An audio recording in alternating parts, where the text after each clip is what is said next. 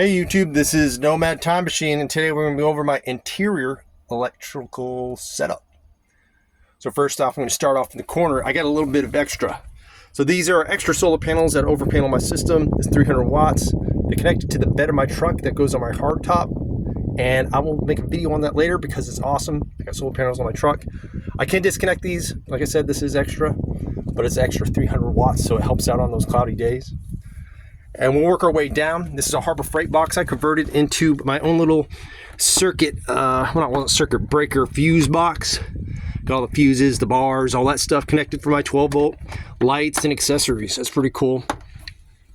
And from there, I have the master cutoff for that. Up here, there's a master cutoff for the Voltworks 2000 watt inverter. So that's really cool. That's awesome. It converts the 120 down to 12 volts. There's the control for it as well, so it shows the battery status. These are not very accurate, so don't go off of these. That's why I got this little, it's kind of hard to see in the video because it looks just a bunch of green, but it says the amp hours, the percentage, and all that stuff for your battery. I got the two bus bars, obviously right there. This is the master shutoff, which goes to the 600 amp hours worth of batteries underneath my shelving down there in the fake wall that I put up. And also, I got the 24-volt charger for my tool batteries, and this is awesome. You can find this on Amazon. It is a pre-built circuit breaker box that runs 110, 120, and it's awesome. And then over here, I went through a few of these. This is the one that's stood up to the test of time. 100 amp converter. What it does is converts 110 to 12 volt, and right now I'm hooked up to EV, but I shut it off just because the light was a little bright down here. There's a light, it's green.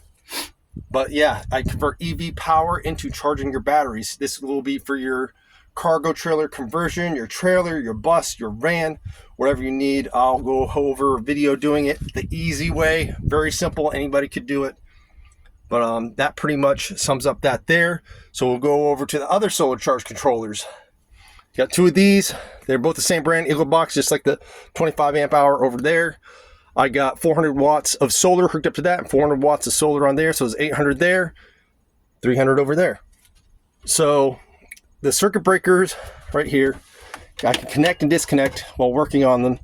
And this is for the solar coming in, so that way it protects the wires. You know, it's more safe that way. Now I got all these wires connected up here. I didn't have to do it that way. It's not cost effective. I used it that way, so that way I have less resistance and I have all the wires coming up to there instead of running them parallel up on the roof. So that's what I did there. I did over gauge the wires here as well, but thicker the wire, the better in my opinion, depending on, you know, obviously if it works correctly and connects correctly, then you're fine. But that pretty much sums up my electronics on the inside. I'll be doing a separate video for EV charging your batteries and how you can simply do it. It's only going to be a few $100, very cheap, very easy, and you're hopefully not going to catch on fire. But just so you guys know, I'm not a professional. So if you do catch on fire, you know, you're stupid enough to listen to the video, just don't do it. Anyway, you guys, thank you guys for watching. You guys have a nice day and stay safe.